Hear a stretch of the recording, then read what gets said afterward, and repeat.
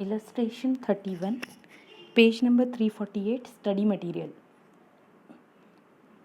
This question speaks about partners M and NP who are planning to wind up on 30th June 2013 and related balance sheet has been given. They are saying their PSR ratio is 5:3:2 and cash is to be distributed to the partners at the end of each month.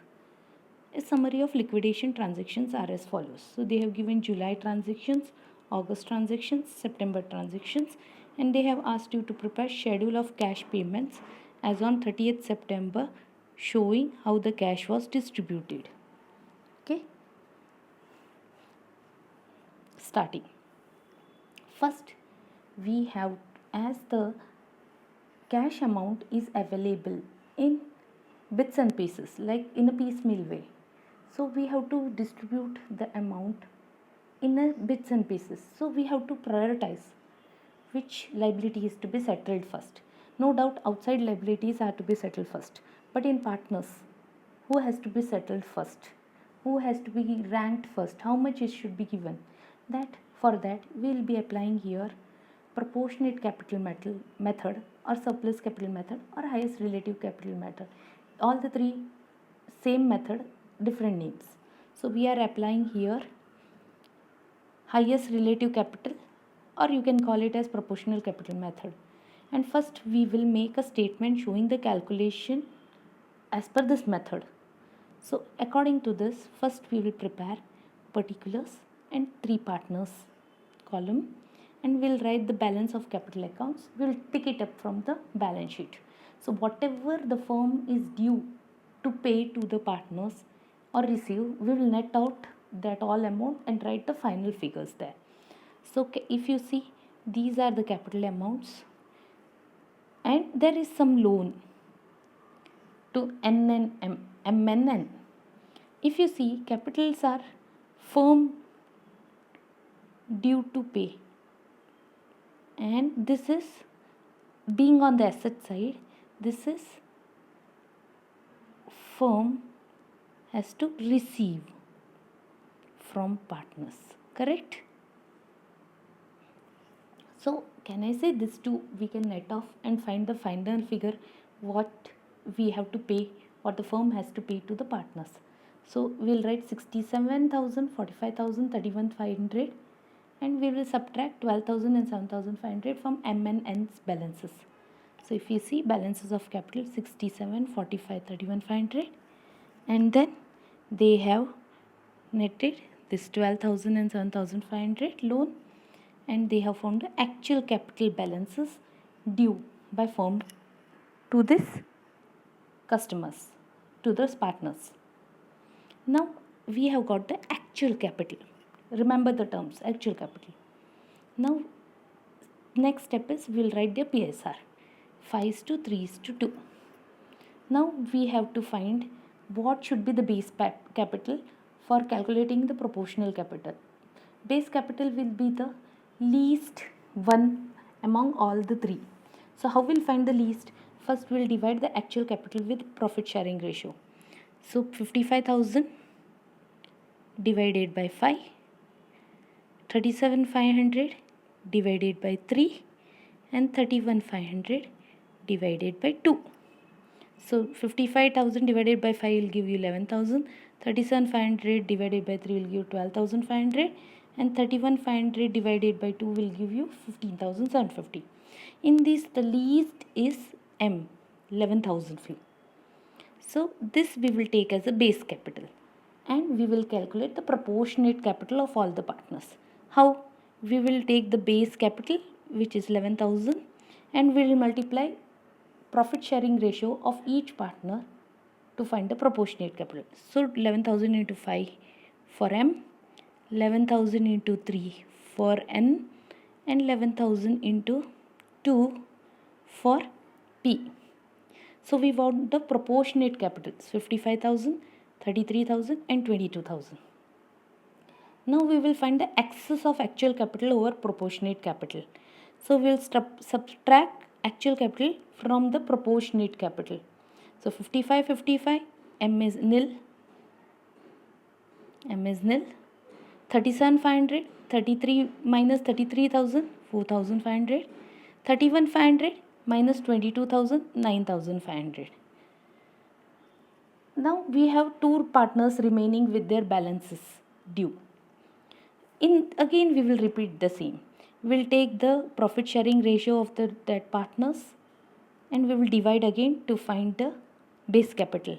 So 4,500 divided by 3 will give you 1,500 and 9,500 divided by 2 will give you 4,750. Which is the least? 1,500. So taking it as a base capital, 1,500 into 3 and 1,500 into 2. So we found a proportionate capital and we'll reduce it from the excess capital which we found here. This one. So 4,500 minus 4,500 nil and 9,500 minus 3,000 will give you 6,500. Okay. So now only one partner is remained. So we'll stop and we have what found in this. It is how to distribute the cash among the partners. So from this statement we understand P should be given priority up to the extent of 6,500. So what they are saying, first installment of 6,500 will be paid to P. Next installment, here installment means the cash available for distributing to partners that time. The first 6,500 will be paid to P. After that, any amount is there up to 7,500 will be paid to N and P into the profit sharing ratio between them, and the balance amount cash available will be distributed among M, N and P, all the three partners, in their profit sharing ratio. This is what we have derived from this statement. Okay. Now next we will go to find out what is the cash available in each month so that we can distribute to each partners. For that we have to do the calculation. So we'll make the preparate statement showing calculation of cash available for distribution. So particulars July, August, September. Opening balance, take it from the balance sheet. Cash at bank is 6,500. We wrote it as opening balance here. In July, we got 16,000 from the debtors. On sale of stock, we got 10,000. We incurred liquidation expenses of 1,000. And they are saying at cash to be retained in the business at the end of the month is 8,000. So we have to maintain a closing balance they are expecting. So can I say 16,000 plus 10,000 minus 1,000 will give me the net amount what I have got in my hand, and from that 8,000 we have to retain in the business. So I'll say opening 6,500 plus 25,000 minus closing balance which I have to maintain 8,000. So I have amount available at the end of July is 23,500. Now the closing of the July will become opening of the August. Okay. In August there is a liquidation expenses of 1,500 and P took over the asset of book value 4,000 at 10,000. Book value is of no it's not our concern. 10,000 is at what he has accepted it. But we are finding out the cash balance. So we don't require this figure. We are only concerned with 1,500. And they have said we have to maintain at the end of the month 2,500 as a closing balance. So going back to the statement, 8,000 opening, 1,500 is the liquidation expenses they incurred in August. 2,500 I have to maintain as a closing balance. So 8,000 minus 1,500 minus 2,500. So only 4,000 is available at the end of August month. In September, they have sold plant and equipment and they got 75,000 and they have incurred liquidation expenses of 1,000 and they have said no cash is retained in the business. Now closing balance is not required. So what they will do? August's closing balance will become opening of September. 74,000 we got in September and no closing balance is required now. So the net figure is 76,500, which is amount available for distribution in September month. Okay. So now we have all the figures of each month cash amount available for distribution. So we'll now start distribution. So we'll make the main statement which is asked in the question. So we will prepare statement showing the distribution of cash according to proportionate capital method. Okay, particulars. We have to prepare the columns. How many liabilities are there? That many columns. So if you see in the balance sheet liability side, we have only outsider liability of creditors, others are capital accounts. So we will make creditors and capital account. Capital, we will make all the partners column separately. So we have creditors, M's capital, N's capital and P's capital column. And we will write all the amount due by the firm to them. So 17,000 we'll get it from the balance sheet creditors, and this is 55, 37,500 and 31,500 which we found in the earlier statement. These figures we will write it down there as amount due by firm to the partners.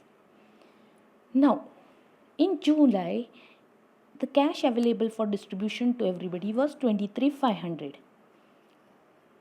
From the 23,500, first we will settle outsider liabilities. Here only one is the creditors. So we will pay them. So from 23,500, first lot we will give to the creditors 17,000. So 17,000 is paid off to the creditors. So I will say from 23,500, 17,000 went off to the creditors. So I have 6,500 available. Now 6,500. Whom to pay? Now we have three partners available. We have to distribute between them. But we had made a statement to find out whom we should pay. And if we have seen, they had said P should be paid up to the extent of 6,500 first priority. So we have also available 6,500 and the priority 6,500 should be paid to P from that statement. So the figures are coinciding. So we can pay this 6,500 directly to P. So July, whatever the cash is available, we paid to creditors and gave to P. Amount is settled and we will close, and balance due after July payments is 55,000, 37,500, 25,000. Right? Now August month came. In the August, cash available was 4,000.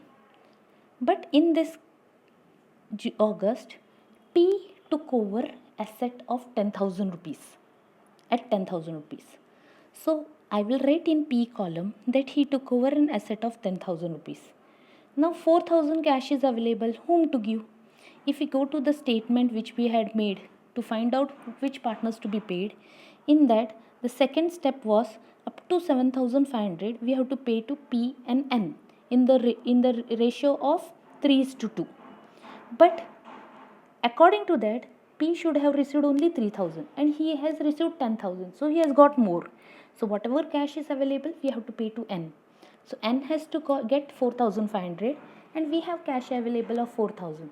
So no doubt that 4,000 will pay to N only. So we are paying that 4,000 to N. Okay. So whatever the amount was available cash in for the August, we paid it to N. P has already taken over the asset of 10,000. So we'll close and we'll find out balance due after the payment of August is 55, 33,500 and 15,000. Now third set. Third is 76,500. Okay. Now this 76,500, how to pay? Now what has happened? Our order of payment which we had worked out in this statement, in this first statement, is been disturbed because P took over the asset of 10,000. Because according to us, first 6,500 rupees was to be given to P, next 7,500 was to be paid to M and then P. But P took over 10,000. He exceeded in August. He should have received in August only 3,000, up to 3,000. But he took over up to 10,000. So our order of payment has been disturbed. So we have to revise our payment. We have to not revise, we have to work out again to understand now this what September amount is there, how we will distribute among M, N and P. For that we'll make one more statement showing manner of distribution of amount available in August and September. Why August? Because from August onwards our order of payment has changed. Because August M, N and P should have received up to 7,500. But P took over 10,000 and N received less 4,000, so it got disturbed. So we have to start from August. So we'll make the column particulars. We have to make the partner's name, not the month, M, N, and P. So now we are revising from the August. So August cash was available of 4,000 plus 76,500 of September, and we will add even the asset value of 10,000 because that was also what we had paid, not in the cash form, but it is like a payment made towards the balance due to partners. So we will add this and we'll get the figure of 90,500. So I can say 90,500 payment. I have to readjust and find out. Okay. So I have 90,500 available. In that, as per our the statement which we had worked out from in the first one, it was like from second step 4,500 and 3,000 N and P should be received. So can I say up to 7,500, from 90,500 up to 7,500 N and P should have received in the form of 4,500 and 3,000, correct? So what is available now after that? 83,000. And as per this statement, after this 7,500 payment, next onwards we should pay to all partners into 5:3:2. Read this properly. So we have to distribute this 83,000 into 5:3:2 to all partners. So distribute 83,000 into 5:3:2. You will find 41,500, 24,900 and 16,600. So totally M, N and P should receive 41,500, 29,400 and 19,600. It is 90,500. How it should be paid we have worked out here. But as per the statement we had made here, this one, till now we had paid 4,000 and 10,000 here. Sorry. We had made payment of 4,000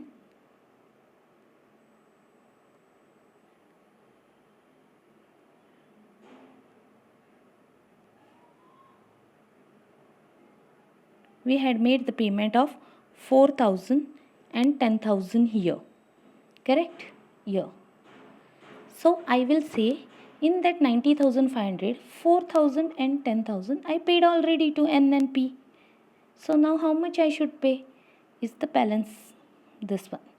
If you total this, you will find it will match up to 76,500, correct?